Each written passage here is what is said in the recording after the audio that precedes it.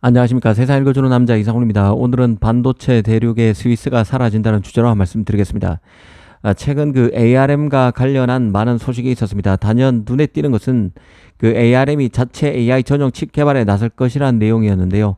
이 손정희 회장이 엔비디아 GPU에 대항할 칩을 만들기 위해서 인텔을 먼저 접촉했고, 인텔 파운드리 역량에 실망한 나머지 TSMC와 칩 제작과 관련한 내용을 논의 중이란 게 핵심이었습니다. 일전에 이를 소개해드렸죠. 사실 이 내용은 이 반도체 시장의 상도위가 사라지고 있음을 보여주는 단적인 사례라는 생각도 듭니다.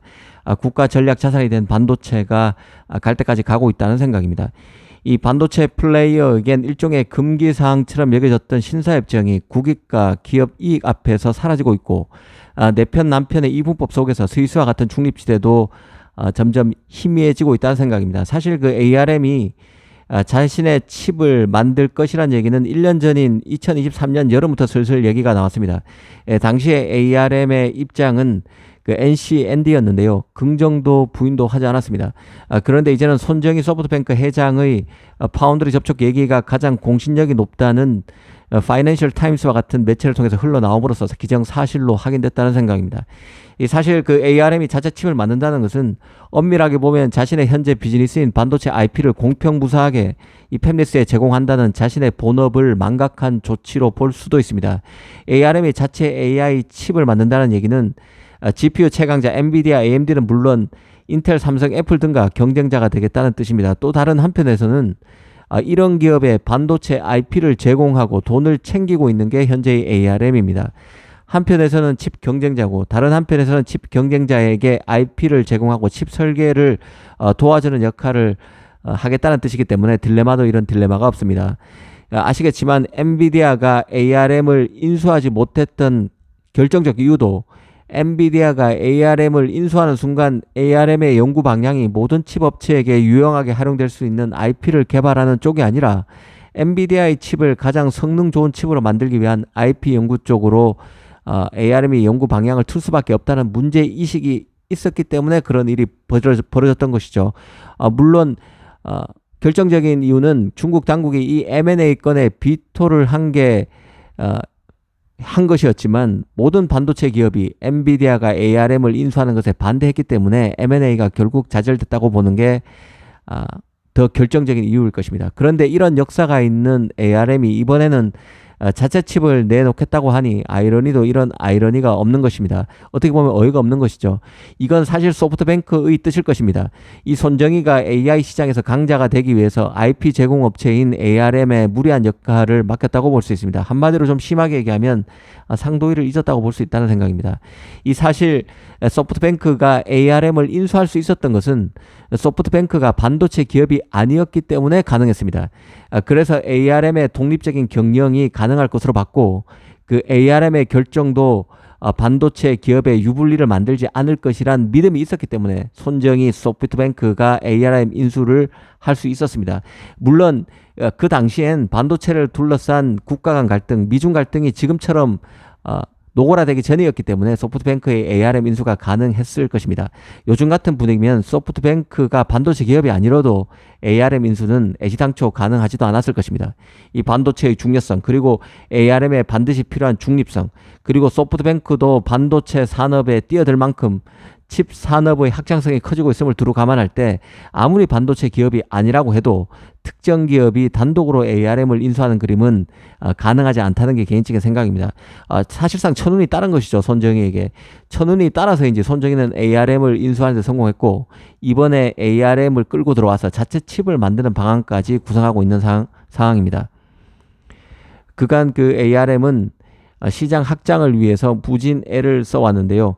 ARM 기반 프로세서는 그간 소비 전력에서 강점이 있었습니다. 그래서 스마트폰과 사물 인터넷 장치에서는 확실히 기반이 탄탄합니다. 문제는 코어 성능이 인텔 AMD의 그 X86의 확연히 밀리면서 확장성에 한계가 있었지만, 이제는 전혀 다른 얘기가 돼가고 있습니다. 분위기가 달라진 것이죠. 인텔과 AMD로 대변되는 X86이 강고히 지배하고 있는 서버 시장에도 ARM이 세를 넓혀가고 있습니다. 그만큼 ARM의 IP 성능이 일취월장했고, 반면 X86의 성능은 기대만큼 못한 상황입니다.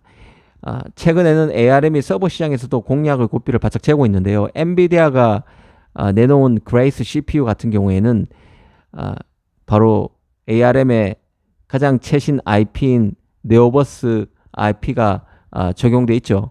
그레이스 CPU 같은 경우는 엔비디아 AI 인프라의 가장 핵심 장치이기도 합니다. 핵심 칩이기도 합니다. 그런 만큼 그레이스 CPU를 통한 서버 시장, ARM의 서버 시장 진출도 탄력을 받고 있다는 뜻입니다. 그만큼 ARM의 IP가 뛰어나다는 의미도 될 것인데요. 만약 ARM이 자체 AI 칩을 내놓게 되면 AI 시장에서도 경쟁력이 있는 칩을 발표할 가능성이 있다는 뜻이기도 합니다. 물론 이건 아주 긍정적인 시나리오에 따른 예측이고요. 사실 그 IP 등 지적재산권을 제공하는 작업가, 이런 작업을 물리적 칩으로 전환하기 위해서 R&D에 막대한 자금을 투입하고 파운드리라는 생산 파트너와 팹리스가 같이 협력하는 작업은 전혀 다른 차원의 일입니다. 그만큼 천하의 반도체 IP 기업 그 ARM도 칩 생산에는 실패할 수도 있을 것입니다.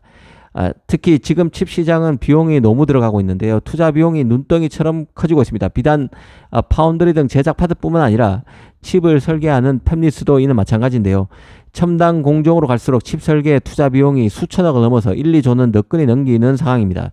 그러다 보니 부담을 느끼는 팹리스도 모두 부담을 느끼고 있고, 그래서 TSMC 3나노도 상당 기간 활용이 안 되다가 올해 하반기부터 본격적으로 활용되고 있는 것이죠.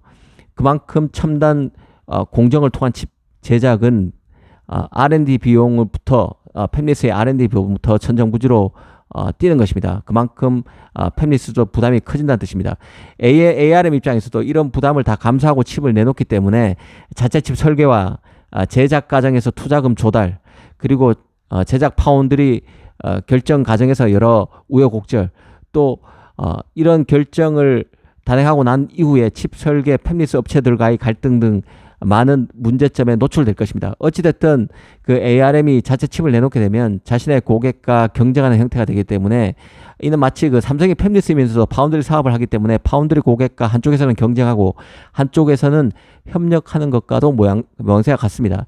특히 ARM 같은 경우는 반도체 팹리스 기업들에게 모든 자신의 IP를 모두 제공하고 있기 때문에 그 복잡성이 더 심도가 깊은 것이죠. ARM 입장에서는 새로운 수익 사업일 수 있지만, 이 칩을 만들 경우에 새로운 수익 사업일 수 있지만, IP를 제공받던 팹리스 입장에서는, 기존 고객 입장에서는 ARM이 경쟁자로서 칩을 만드는 모양새이기 때문에 긴장하면서 이 이슈를 주시할 것으로 봅니다. 앞서 ARM은 IP를 제공할 때 책정되는 로열티 방식도 바꾸려고 한 적이 있는데요. 기존보다 수익을 늘리기 위해서 로열티 책정 방식을 반도체 칩에서 스마트폰 기기 등 세트 베이스로 바꾸려는 시도가 있었습니다. 이번에 자체 AI 칩 제작 얘기도 결국에는 ARM의 수익성을 더 높이려는 소프트뱅크의 전략에 따른 것으로 봐야 할 것입니다. 앞으로 그 ARM의 움직임에 따라 리스크5와 같은 다른 명령 집합 아키텍처를 채택하려는 칩 월드의 경향성도 더 강해질 수 있을 것으로 봅니다. 오늘은 ARM이 자신의 자체 AI 칩을 만들 것이라는 소식의 배경과 해석에 대해서 한번 생각해 봤습니다. 감사합니다.